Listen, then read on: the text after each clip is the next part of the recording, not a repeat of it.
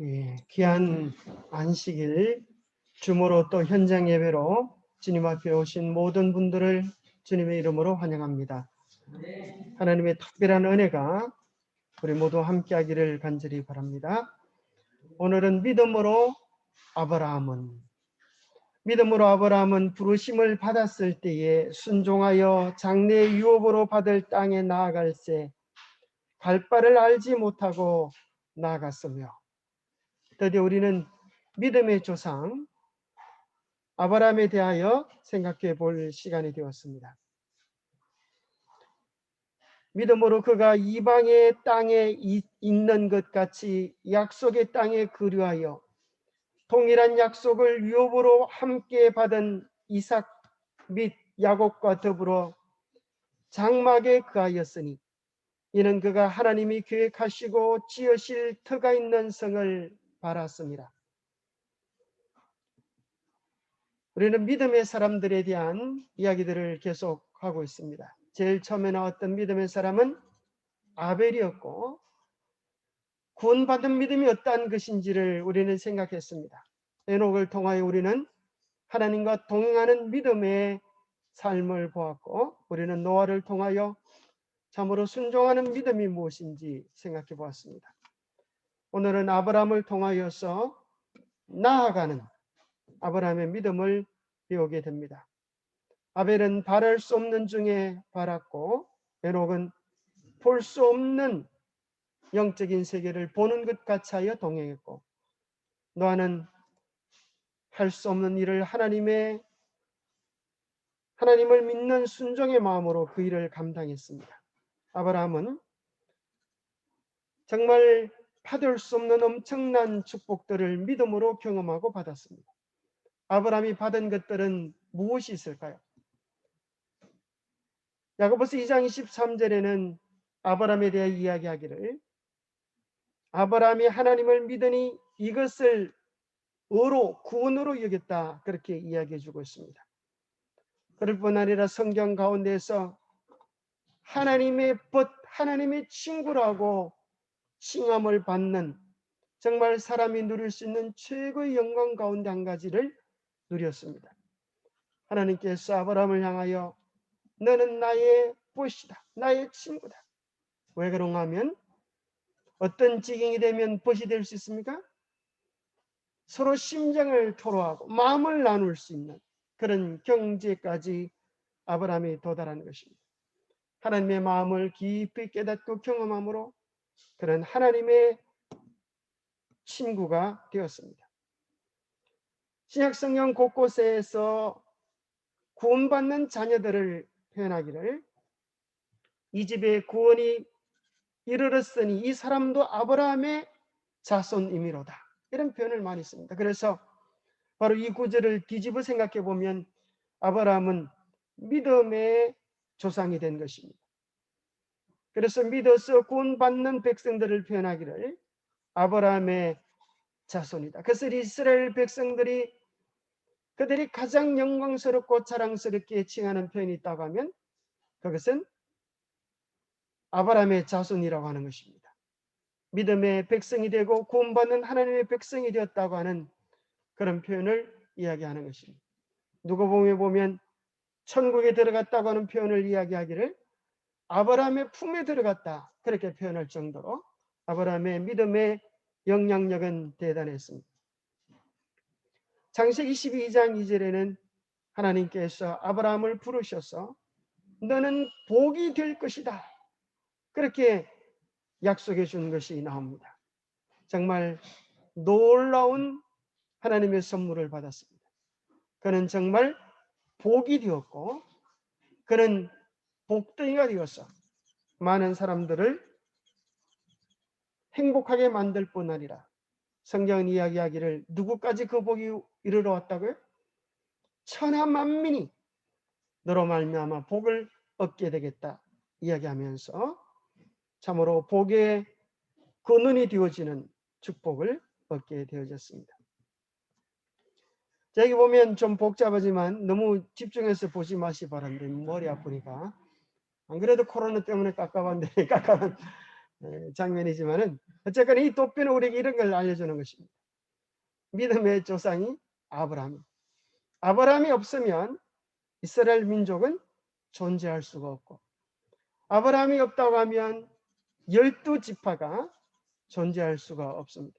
그래서 창세기를 4대 사건과 4대 인물로 구분해 본다면 이 4대 사건은 창조, 타락, 홍수, 바벨, 이것은 전 인류의 역사 속에서 경험하는 것입니다.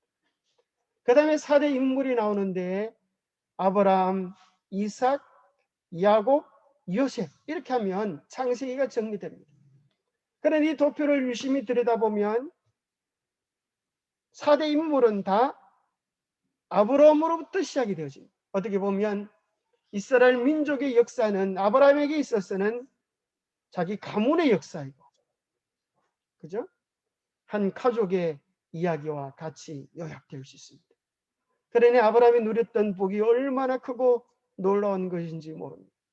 그래서 히틀러가 유대인을 학살하려고 수백만 명을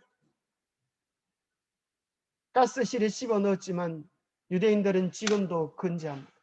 만약에 히틀러가 아브라함을 죽였다면 이 세상에는 유대인들이 존재하지 않았을 것입니다. 그래서 신약 성경의 핵심적인 믿음의 사람으로 아브라함이 소개되어지고 있습니다. 아브라함이 도대체 어떤 믿음을 가졌기에 그는 이와 같은 놀라운 축복들을 얻을 수 있게 되었을까요? 성경은 이야기하기를 첫 번째, 말씀에 순종하여 나가는 믿음을 가졌다. 많은 사람들이 말씀을 듣는 것은 좋아합니다. 좀 더 재미있고 즐거운 말씀이면 더 환영하고 좋아합니다. 어떤 분은 이야기하기를 죄인이 구원받는 것도 20분 넘어가는 복음을 듣고는 구원받기 힘들다. 왜냐하면 사람들이 오래 기다렸었기 때문에 짧은 기별을 좀 원한다는 것이. 그게 참 어려운 얘기입니다만은, 그러나 중요한 것은 얼마나 짧으냐 기냐가 중요한 것이 아니라 그 말씀을 듣고 우리의 순종함이 있느냐 하는 것입니다. 노아가 방주를 지으라고 하는 하나님의 명령을 받았을 때에 하나님 참 동의합니다. 그 좋은 생각입니다. 박수치고 가만히 주저앉아만 있었다고 하면 어떻게 될 뻔했겠습니까? 노아는 방주를 직접 짓는 순종함으로 응답했던 것처럼 아브라함 역시 하나님께서 나아가라고 이야기했을 때 예, 참 좋은 생각입니다. 동의합니다. 한 표 이렇게 해서 끝낸 것이 아니라 아브라함도 즉각 순종함으로 하나님의 부르심에 나갔다고 이야기하고 있습니다. 그의 진행의 근거는 말씀입니다. 어떤 사람은 이야기합니다. 하나님이 아브라함이 이야기했듯이 나에게도 이야기해 주시면 나도 일어나 가겠습니다. 그런데 제게는 하나님의 음성이 들리지 않는데 어떻게 나갈 수 있겠습니까? 그렇게 말할 사람들이 있을지 모르겠습니다. 근데 성경은 오늘 우리에게 이렇게 이야기합니다. 하나님의 역사는 교묘히 만든 이야기를 따른 것이 아니라 베드로는 이야기하기를 그의 크신 위엄을 우리는 친히 보았다. 우리가 직접 보고 듣는 것보다 더 확실한 것이 있는데 그것은 예언이고 그것은 하나님의 말씀이다. 오늘 우리가 영적인 세계를 보고 경험하는 것, 사모하지 하는 것 별로 바람직한 일이 아닙니다. 왜냐하면 하나님이 이미 우리에게 하나님의 말씀, 우리 신앙의 근거가 무엇이 되어야 하는지를 알려주셨기 때문에 우리가 정말 주의 음성을 듣고 그 뜻을 깨닫기 원하는 심령으로 말씀 앞에 나가면 우리는 성령의 도심을 통하여 충분히 주의 음성을 들을 수 있습니다. 로마서 10장 17절에 믿음은 들음에서 나며 들음은 그리스도의 말씀으로 말미암았다 이야기하십니다. 오늘 우리들에게 있어서의 문제는 말씀이 들려지지 않는 것이 문제가 아니라 너무 많이 들어서 어느 것이 하나님의 뜻인지 헷갈리는 게 문제입니다. 하나님의 뜻이 무엇인지 알면서도 순종하지 않는 것이 우리의 문제입니다. 말씀을 읽을 때, 말씀을 들을 때, 말씀이 선포되어질 때 성령께서 우리 마음속에 얼마나 자주 얼마나 많이 우리로 하여금 일어나 가라, 내가 앉은 죄악의 자리에서 떠나라, 그렇게 하셨던 성령의 호소들이 얼마나 많이 있었습니다. 그러나 우리는 여전히 앉아있는 사람으로 그렇게 살아가고 있지는 않습니다. 부자 선지자 126페이지에 이야기하기를 하나님께서 말씀하셨으므로 그분의 종은 순종해야 한다. 그에게 있어서 이 세상에서 가장 행복한 곳은 하나님께서 그로 있기를 원하시는 곳이었다. 사실 아브라함이 하나님의 명령에 순종하는 것은 육신적인 형편을 따지면 그렇게 쉬운 일은 아닙니다. 왜냐하면 그가 살던 집을 고고학적 근거를 통하여 발굴해 보니까 2층 타일로 깔은 집에 수시식 화장실 지어놓고 그렇게 살았다는 거예요. 그쪽 문명이 그랬다는 것입니다. 정말 안락한 집, 좋은 집, 이제는 무언가 우리 생활이 안정이 되었다 할 그때에 주님은 떠나라는 것입니다. 오늘이 아니라 그 당시는 더 어려웠습니다. 왜 그런가 하면 옛날이 좀 미개할수록 문화가 오래될수록 터세가 쉬었습니다. 우리가 어떤 장로님은 그 시장 동네에 살면서 자기보다 덩치 더 큰 애들을 어릴 때 오면 두드려 패고 사탕도 뺏고 그랬다는 소리를 우스개처럼 합니다. 저희도 어릴 때 여러분 그런 경험 없습니까? 남의 동네 갔다 이게 얻어 터지고 돈 뺏기고 이렇게 했던 그런 경험이 있는 것이죠. 그런데 자기 주위에 친척이 있다고 하는 것은 그것은 정말 든든한 방벽과 같아서 어떤 장애나 어려움 속에 그를 위하여 지켜줄 수 있는, 함께 싸워줄 수 있는 힘이 되는 것이었습니다. 그러나 그 좋은 친척, 가족을 떠나라고 하는 것은 그 모든 방벽을 떠나라고 하는 하나님의 명령인 것입니다. 참으로 쉽지 않은 것이었지만, 어려운 것이었지만 아브라함의 마음속에는 어느 것이 더 편안하냐, 안락하냐, 안전하냐를 묻지 아니하고 하나님께서 원하시는 것은 무엇인가 하는 사실에 관심이 있었습니다. 그래서 아브라함이 가장 행복한 것은 하나님이 있기 원하시는 그곳이었습니다. 내가 어디에 있느냐라고 물을 때에 우리의 삶의 자리도 하나님이 원하시는 그곳에 제가 있습니다라고 말할 수 있는, 언제나 그렇게 말할 수 있는 우리의 삶의 자리가 되기를 간절히 바랍니다. 하나님이 떠나라고 하신 그 장소는 우상 숭배자의 가문으로부터, 우상 숭배적 분위기로부터 떠나라고 하셨습니다. 여호수아 24장에 보면 여호수아가 모든 백성에 이르되 이스라엘의 하나님 여호와께서 이같이 말씀하시되 옛적에 너희의 조상 곧 아브라함의 아버지인 나홀의 아버지 데라가 강 저쪽에서 거주하면서 다른 신들을 섬겼다. 우상을 섬겼다.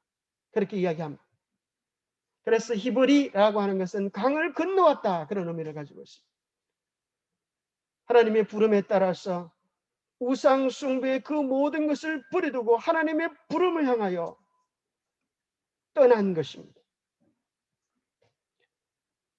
어떤 사람은 이야기하기를 이렇게 이야기합니다. 이 세상에 가장 강한 존재가 있는데, 눈에 보이는 존재 중에 가장 강한 것이 있는데 그것이 뭐 같습니까? 태양입니다. 그럼 태양이 하루라도 뜨지 않으면 무슨 일이 벌어질까요? 그래서 여러분들이 엄청 사랑할 때 정신이 없으면 한 여자를 향하여, 남자를 향하여 당신은 나의 태양 그러지 않습니까? 그 나이가 들면 그게 태양이 아닌 걸 깨닫게 되지만 이 태양은 그 당시에 가장 큰, 지금도 여전히 빛이 쇠하지 아니하는 위력입니다. 아브라함이 태양을 보니까 엄청난 것입니다. 저것이 이 세상을 지배하고 다스리는 신은 아닐까. 그런데 저녁이 되니까 해가 뚝 떨어지는 것입니다. 도대체 얼마나 더 강한 존재가 이번에는 나오려고 저 해가 뚝 떨어지나. 좀 있어 보니까 달과 별들이 떠오르는 것입니다. 우와, 저 힘은 얼마나 큰지 해도 떨어뜨릴 수 있구나. 그런데 또 아침이 되니까 무슨 일이 벌어져요? 별들이 떨어지고 해가 떠오르는 것입니다. 아니, 또 해가 떠올랐네. 생각해 보니 이 모든 것을 돌리고 운행시키고 계시는 절대자가 계심을 생각할 수 있게 되었습니다. 계시록 4장 11절에는 주 하나님이여 영광과 존귀와 권능을 받으시는 것이 합당하신데, 왜냐하면 주님께서는 만물을 지으시고 만물이 주의 뜻대로 있었고 또 지형을 받았다고 고백하고 있습니다. 이 세상 천지 만물의 역사, 하나님의 주관하심 속에 주권 속에 있음을 우리는 기억하고 고백합니다. 그래서 우리는 아무리 코로나가 우리를 힘들게 해도 절망할 필요가 없습니다. 왜냐하면 언제나 그 모든 것을 주관하고 계시는 하나님이 계시기 때문입니다. 미국에 얼마 전에 중대 발표를 했는데 여러분 들으셨는지 모르겠습니다. 코로나가 곧 끝장날 거라 그럽니다. 왜냐하면 메이드 인 차이나기 때문에 그렇다 그런 것입니다. 너무 심각하게 듣지 마시고 약간 유무가 있기 때문에 전혀 심각성을 안 가져도 되겠습니다. 또 어떤 사람이 이야기하기를 앞으로 코로나 이전의 세상은 다시 오지 않을 것이다, 그렇게 이야기하는 사람도 있습니다. 그러나 걱정하지 마십시오. 머지않아 우리 주의 날은 반드시 오게 될 것이고 그때는 모든 답답함과 어려움과 역경들이 막을 내릴 것이기 때문입니다. 그의 아버지 데라는 신상을 파는 업을 가지고 있다 그럽니다. 여기 보니까 어떤 사람이 그림을 그려놨는데 뭐 강력 추천 마루둑 뭐 이렇게 다양한 신상들을 팔고 있었습니다. 어느 날 아버지가 신상을 팔러 간 사이에 아브라함이 몽둥이를 가지고 신들을 다, 우상들을 다 요절을 했습니다. 그리고 한 큰 신상 앞에 밥상을 멋지게 차려놓고 밥볼때기를 이쪽 볼때기 저쪽 볼때기 이렇게 붙여놨어요. 아버지가 돌아와 보니까 신상들이 다 깨지고 망가지고 난장판이 부러진 것입니다. 이게 어찌 된 일이냐? 그렇게 물으니 아브라함이 이야기하기를, 아버지, 제가 신상들 먹으라고 밥상을 차려놨는데 이놈들이 서로 먹으려고 치고받고 싸우다가 한 놈만 살아남고 딴 놈은 다 박살이 났습니다. 아버지가 이야기하기를, 야 이놈아, 손도 발도 없는 것이 어떻게 저들끼리 싸우고 이렇게 요절을 낼 수 있단 말이냐? 네가 안 짓이지? 그때 아브라함이 웃으면서, 아버지도 아시네요. 신상이 움직일 수도 없고 복을 줄 수도 없는데 왜 그것을 복을 준다 하여 사기치고 다니십니까? 그래서 아버지도 아들의 말을 듣고 바르게 깨닫게 되었다는 그런 내용이 탈무드에 기록되어 있습니다.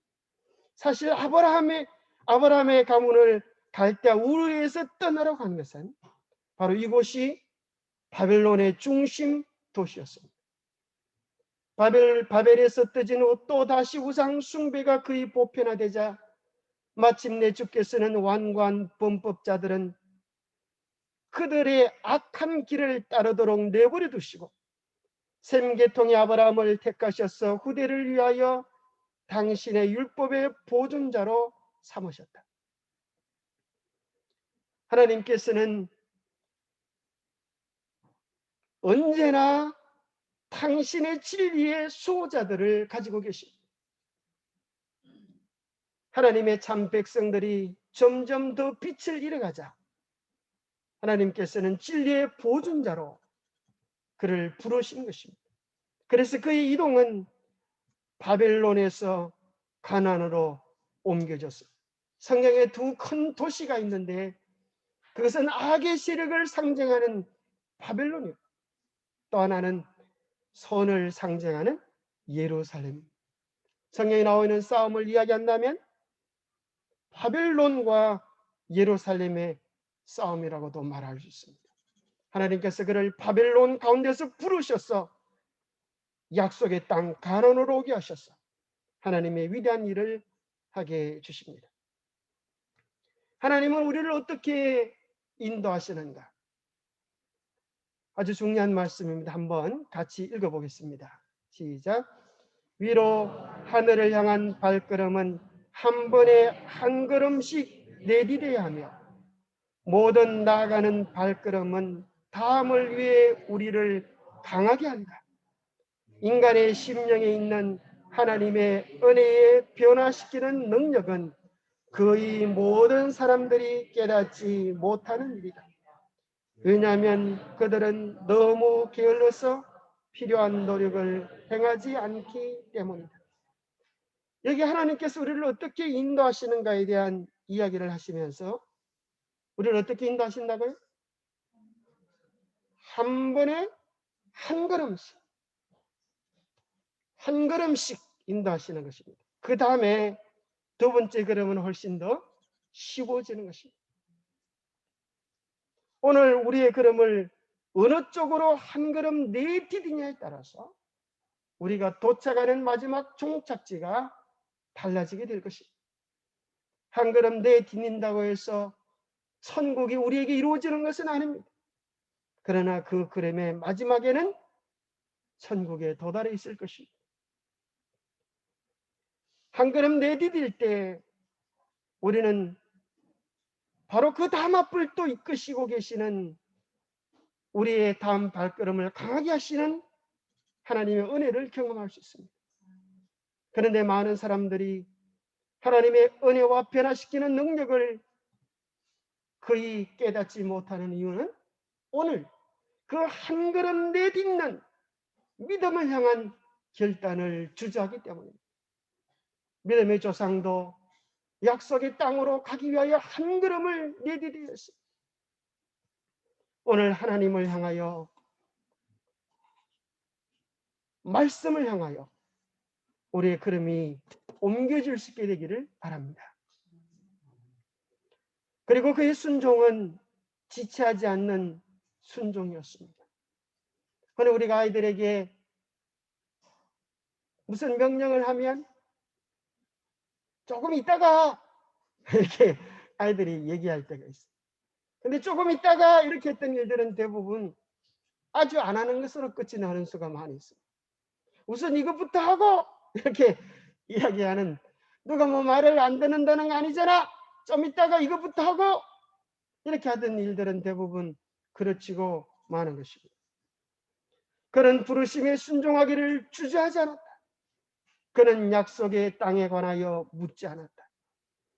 그 토지가 비옥하고 기후가 건강에 적합한지, 그리고 그 지방은 유쾌한 환경을 제공하며 재물을 쌓을 기회를 줄 것인지 묻지 않았다. 하나님께서 말씀하셨으므로 그의 종은 기쁘게 즐겁게 행복하게 순종하였다. 이것이 우리의 마음이 되기를 바랍니다. 하나님의 길을 걸어간다고 해서 모든 것이 다 좋아질 거라고는 생각지 마시기 바랍니다. 왜냐하면 어떤 믿음의 조상도 꽃길만을 걸어간 사람은 아무도 없었습니다. 그러나 분명히 보장드릴 수 있는 것은 그 길에는 주님께서 함께 하신다고 하는 사실입니다. 그리고 그 길의 마지막에는 주님께서 우리를 위하여 준비해 놓으신 영원한 상급이 있다고 하는 것입니다. 그러기에 우리의 길을 멈추지 말고 끝까지 갈 수 있게 되기를 간절히 바랍니다. 두 번째, 아브라함의 신앙에 대하여 표현하기를 그는 이 땅을 외국인과 나그네로서 살았다고 말씀해 주고 있습니다. 얼마 전에 한 목사님께서 이런 용어를 만들어내는데 참 그럴싸한 것 같습니다. 재림 나그네 신앙이다. 재림 나그네. 이 나그네는 나그네인데 무슨 나그네예요? 재림을 향하여 나아가는 나그네. 재림을 목표로 두고 나아가는 나그네.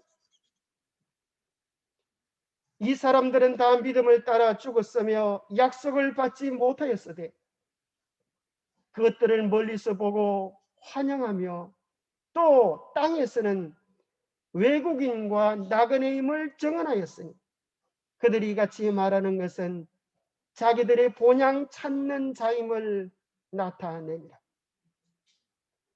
아브라함은 이 땅에 살면서 외국인과 나그네로서의 삶을 살았다고 합니다.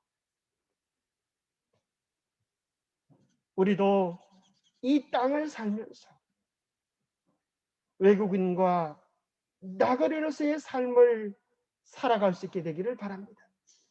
이 땅에 살지만 이 땅에 속한 자가 아니요 이 땅에 살지만 이 땅을 사모하는 자가 되지 않기를 바랍니다. 풀러라고 하는 분은 이렇게 멋진 말을 했습니다.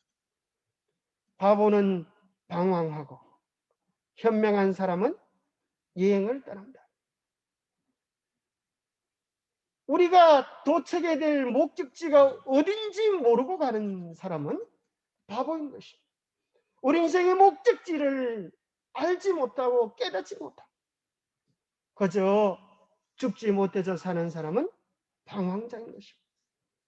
그러나 우리는 분명히 가야 하고 도달해야 될 목적지가 있기 때문에 우리는 이 세상을 즐겁게 소풍하고 있는 것입니다.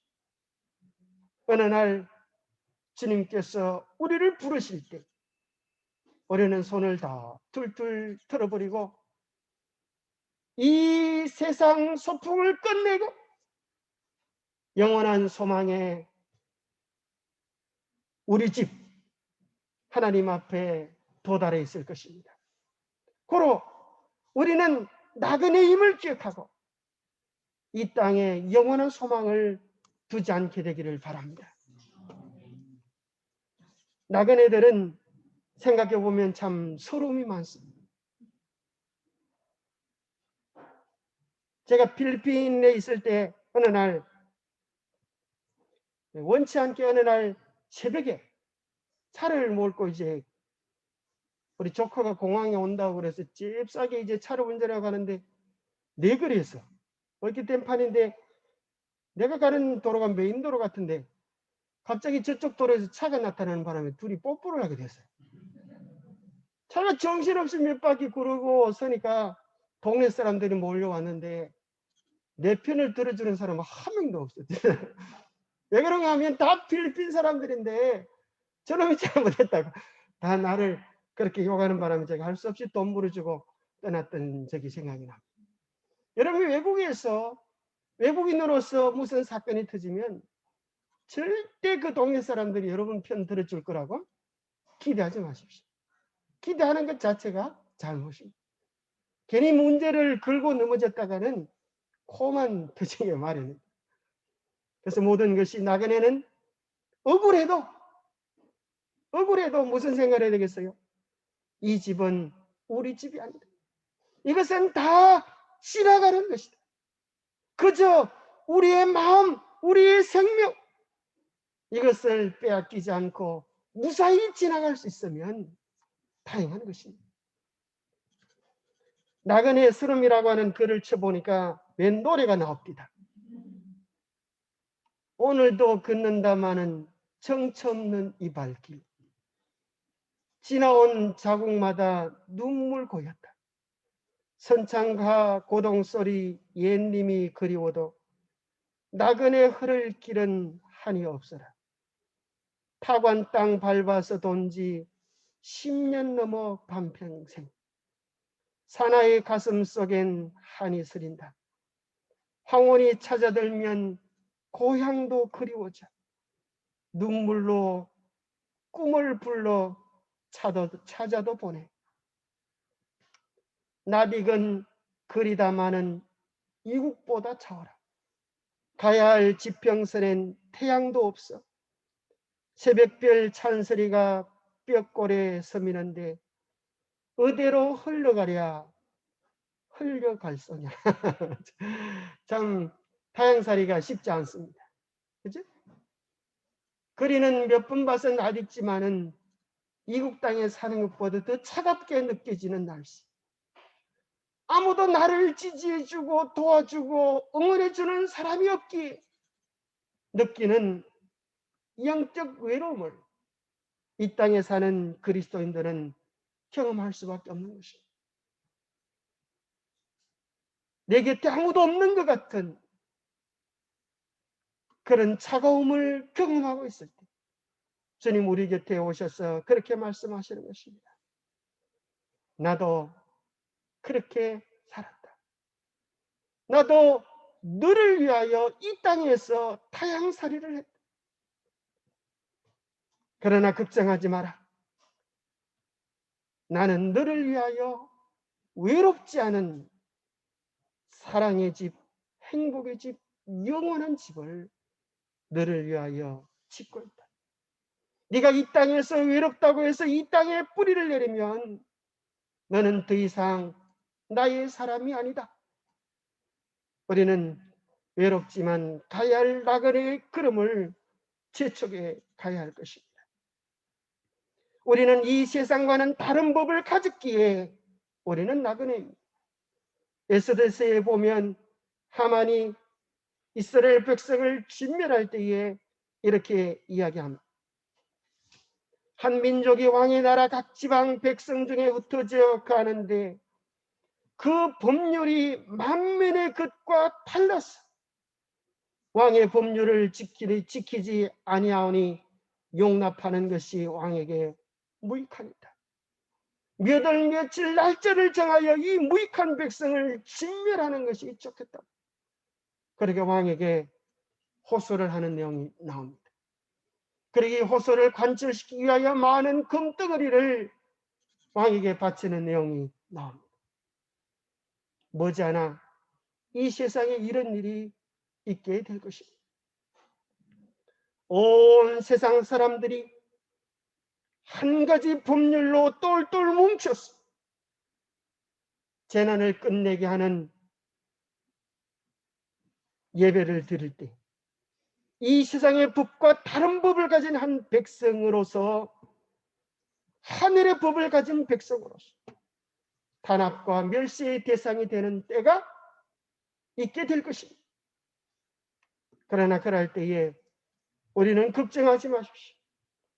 우리가 가진 법은 이 땅에 속한 법이 아니라 하늘에 속한 하늘의 법이고 그 법은 하나님의 언약궤 안에 기록되어져서 불변하는 법이고 그 법을 지키는 사람은 적은 것이 아니라 온 우주가 그 법을 준수하고 있음을 기억할 수 있게 되기를 바랍니다.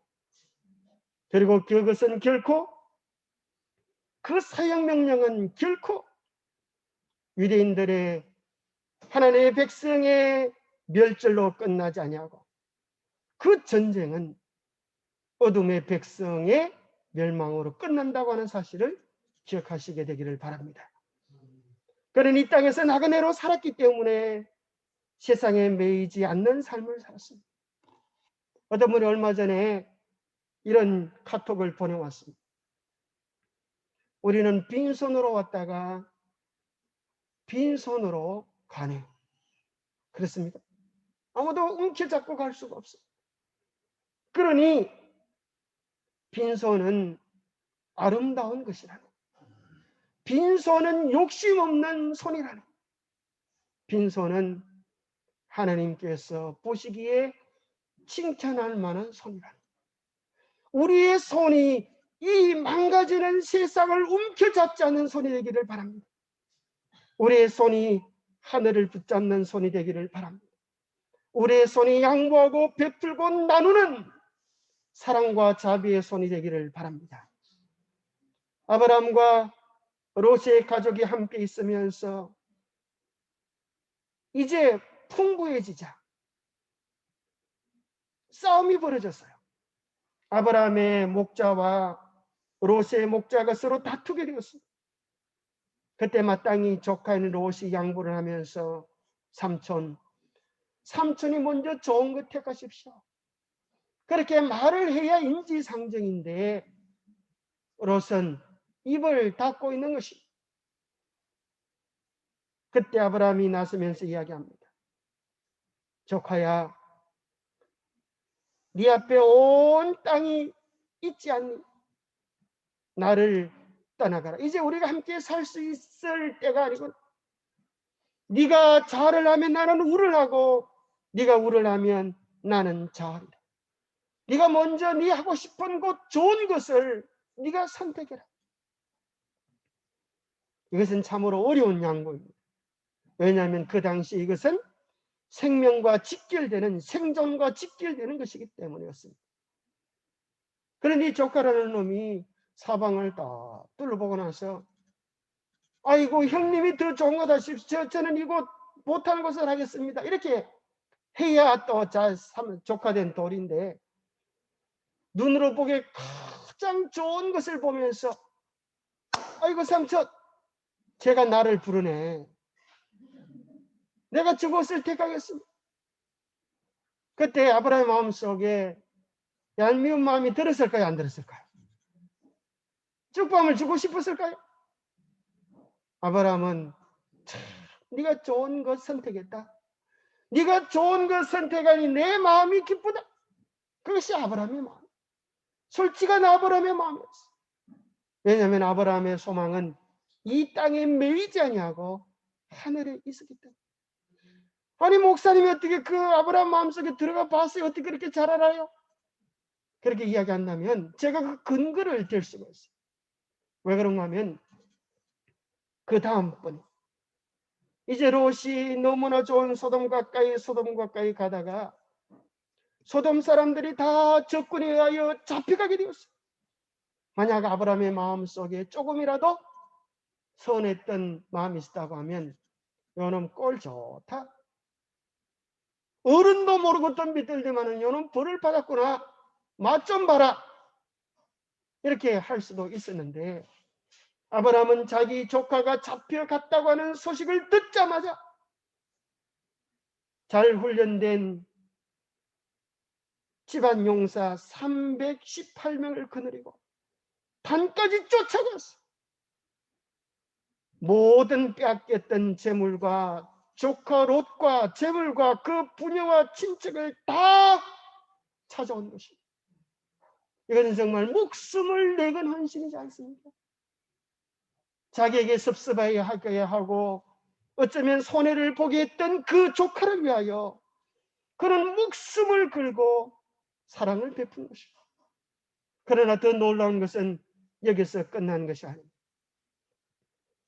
이제 소돔 왕이 돌아와서 정말 자기들의 빼앗긴 재물들을 가지고 온 이 아브라함을 맞이하면서 너무 고맙다고 인사를 하러 왔을 때 아브라함은 자기가 빼앗았던 모든 것들을 다 돌려줍니다. 심지어 뭐라고 이야기하는가 하면 내게 속한 것은 실 한 오락이나 들매건 한 가닥도 내가 가지지 아니하리라. 얼마나 깨끗하고 아름답습니다. 내가 실오락이 하나 나에게 유익을 위하여 취하지 않겠다. 이것은 내 조카의 생명을 위하여 싸운 거룩한 전쟁이기 때문에 하나님께서 이 싸움에 승리를 주신 것만으로도 나는 감사하고 이 조카를 살릴 수 있었던 것으로 인하여 나는 감사합니다. 원래 그 당시는 전쟁에서 이기면 전리품들은 다 승리자의 몫입니다.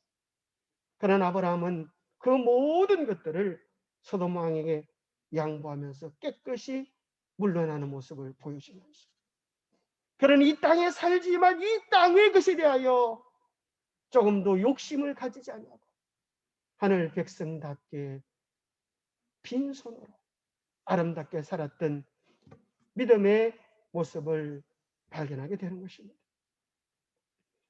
한 선지자는 계시를 보면서 이야기합니다. 오늘날 이 마지막 시대를 살아가고 있는 하늘 백성들이 두 면류관을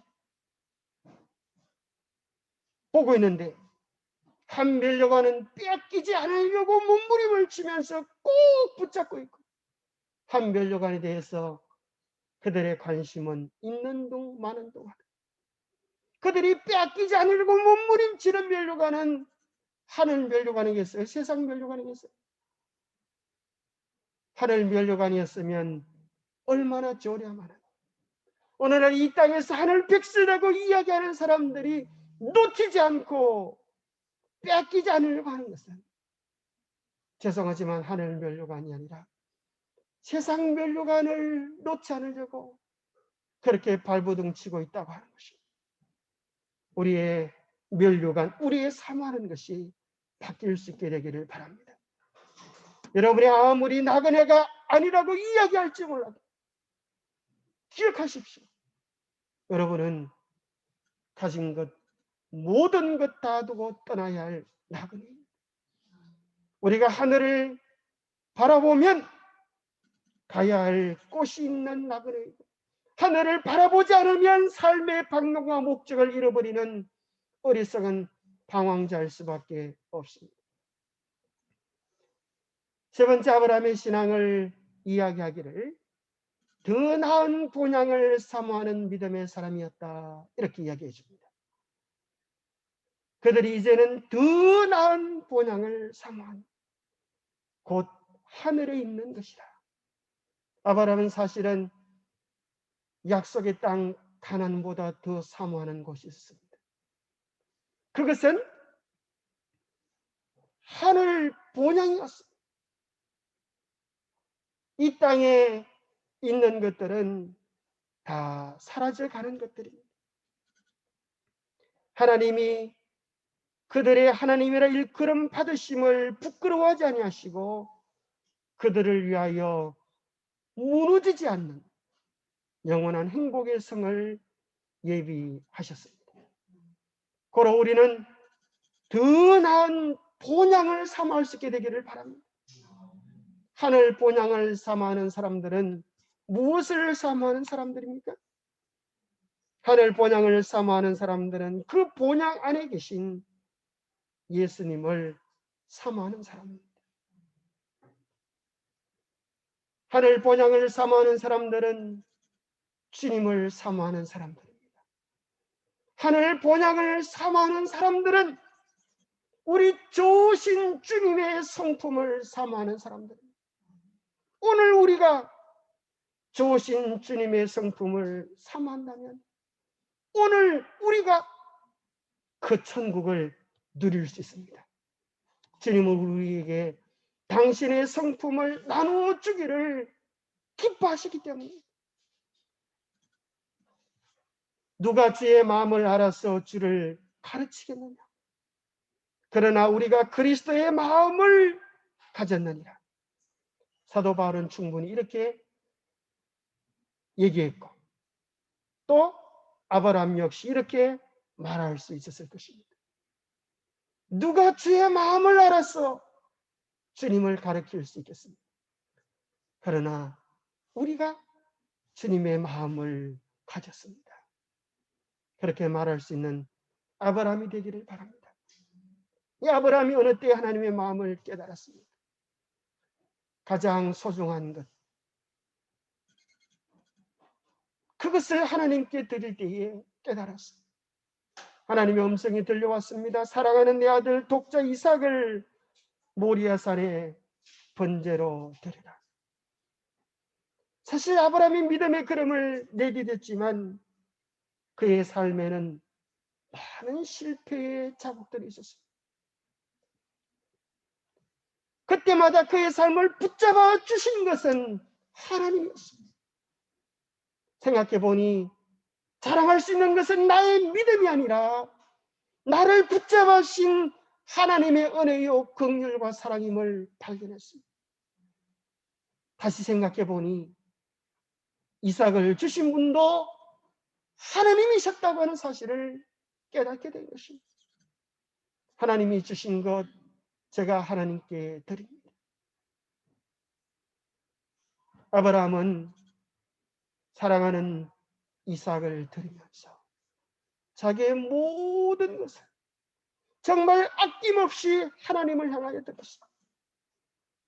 그러면서 사랑하는 아들의 심장을 향하여 칼을 들이밀 때 아브라함의 가슴은 천갈래 만갈래로 찢겨졌을 것입니다.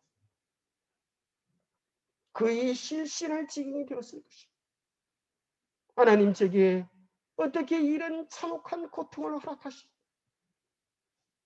그런데 천사는 아브라함의 손을 붙잡고 하나님의 음성을 전하는 것입니다. 아브라함아, 되었다.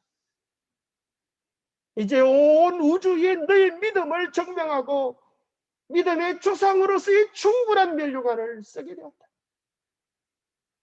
그때 아브라함은 깨달았습니다. 나의 가슴을 짓이기고 고통스럽게 했던 그 아픔은 나의 아픔이 아니라 하나님의 아픔이었음을 깨달았습니다.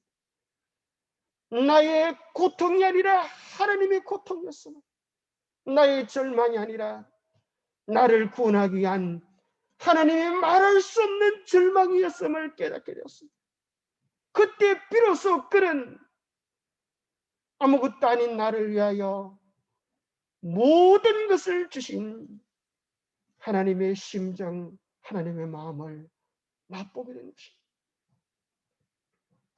그때 하나님은 아브라함을 향하여 네가 내 마음을 아니, 네가 내 심정을 아니, 너는 나의 친구다 해 주시는 것입니다. 사실 우리는 너무나 큰 사랑을 받았기에 죽어도 죽을 수 없습니다. 우리가 주님을 위하여 생명을 드린다고 한들 우리는 이미 영원한 생명이 하늘에 있지 않습니다.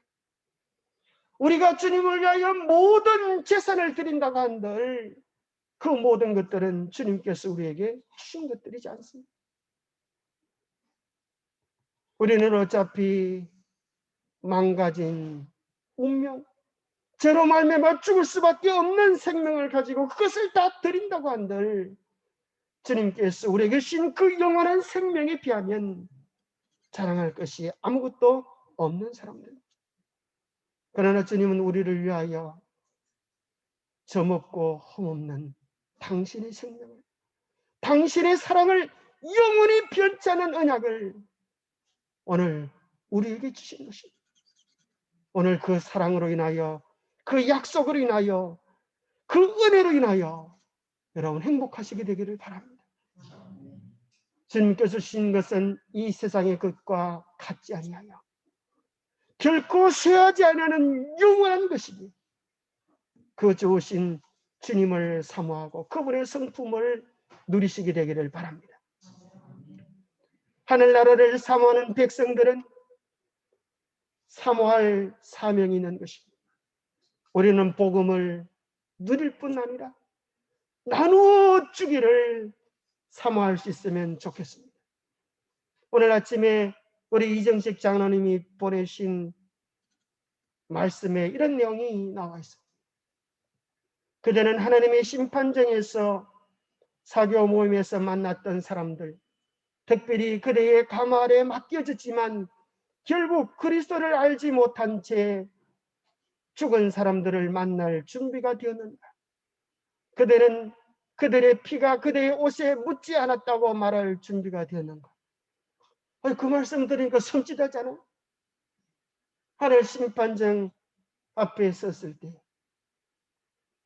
우리가 복음을 전하지 않아서 죽어갔던 그 친구가 서가지고 이 친구야, 자네는 참 좋겠네. 자네는 예수 믿고 이제 영원한 천국에 들어가지만 나는 자네가 복음을 전하지 않은 것 때문에, 자네가 복음을 소개해주지 않은 것 때문에 나에게는 이제 영원한 멸망이 남아있네. 차라리 그때 자네가 내 멱살이를 붙잡고라도 사정했더라면, 그래서 내가 깨닫고 이 천국에 올 수 있더라면 얼마나 좋았을 거겠나. 이제는 너무 늦었네. 그런 한스러운 소리를 우리의 가족들 중에서 한다면 여러분 얼마나 기가 차겠어요. 우리가 깊이 정을 나누고 있는 우리의 사람들에게서 그런 원망 소리를 듣는다면 그것은 얼마나 무서운 소리가 되겠습니까? 우리는 천국을 사모하기에 이 사명도 사모할 수 있게 되기를 바랍니다. 한 번은 미국 경제공황 때에 미국을 구출한 테리 루즈벨트 대통령이 나라의 어려움을 수습하고 휴가를 얻어서 아프리카에서 코끼리 사냥을 하고 미국으로 돌아오는 중이었다고 합니다. 공교롭게 배 안에는 아프리카 선교를 마치고 은퇴하기 위해 고향으로 돌아오는 노 선교사 부부가 있었답니다. 배가 뉴욕의 항구에 도착해서 루즈벨트 대통령이 자리를 빠져나올 때 거기에는 뉴욕 시장과 대통령을 환영하는 많은 귀빈들이 도일하고 기다리고 있었습니다. 레드 카펫이 깔리고 군악대의 빵파라 소리가 울려 퍼졌습니다. 대통령이 항만을 빠져나간 뒤 노 선교사 부부도 배에서 내렸습니다. 그런데 조금 전에 화려했던 환영식은 다 없어져 버리고 어떤 군악대의 빵파르 소리도 들리지 않고 레드 카펫도 다 그두어졌고 마중 나온 사람은 한 사람도 없었습니다. 노 선교사는 크게 실망을 했습니다. 그러면서 하나님께 투정 섞인 소리로 이렇게 말을 했습니다. 하나님, 참 공평하지 못한 세상이군요. 누군가는 여름 휴가를 마치고 돌아오는데도 이처럼 환영을 하는데 평생 하나님을 섬기고 고향에 돌아오는데 한 사람도 맞으러 나오지 않는구나. 조금 전에 화려했던 환영식과 비하여 너무나 초라한 자기의 삶을 생각하면서 눈에서 눈물을 흘리고 있을 그때에 마음속에 이런 주의 음성이 들렸습니다. 사랑하는 아들아, 너는 아직 고향에 오지 않았단다.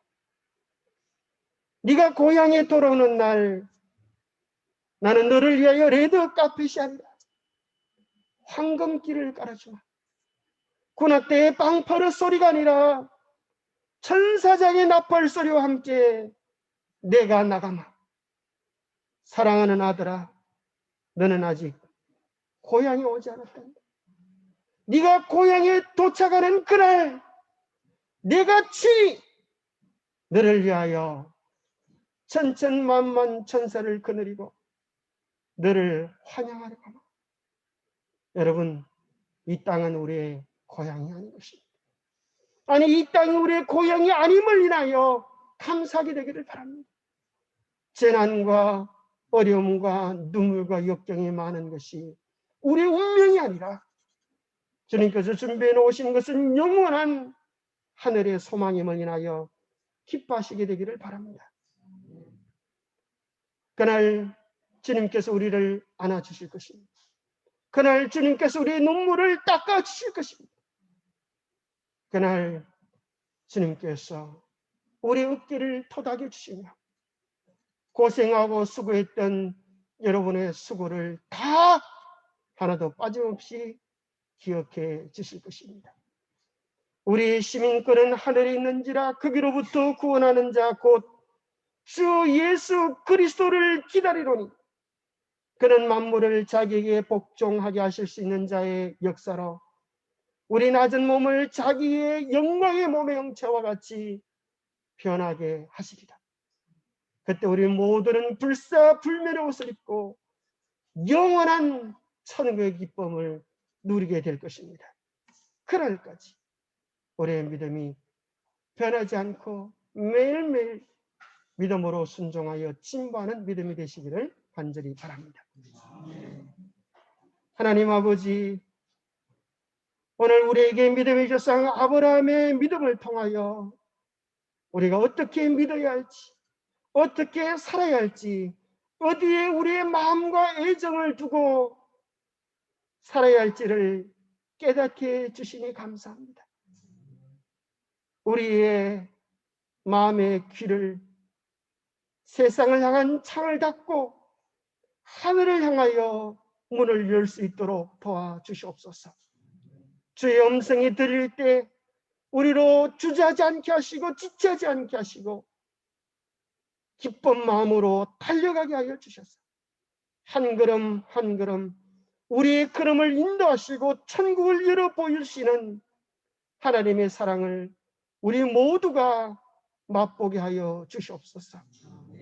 이 세상이 우리에게 실망을 안겨주고 아픔을 안겨주고 절망을 안겨줄 때 그것을 인하여 절망하지 않게 하시고 더 영광스러운, 더 감격스러운 하늘이 있음을 바라보고 기뻐할 수 있도록 도와주시옵소서. 우리를 하여금 더 나은 본향을 사모하는 재림 나그네로서 이 땅에 소망을 두지 아니하고 우리 주님께 하늘에 우리의 소망을 두며 살아갈 수 있도록 우리 모두를 축복해 주시옵기를 우리 주 예수 그리스도 이름 의지하여 간절히 간구하옵나이다. 네, 묵상으로 예배 마치겠습니다.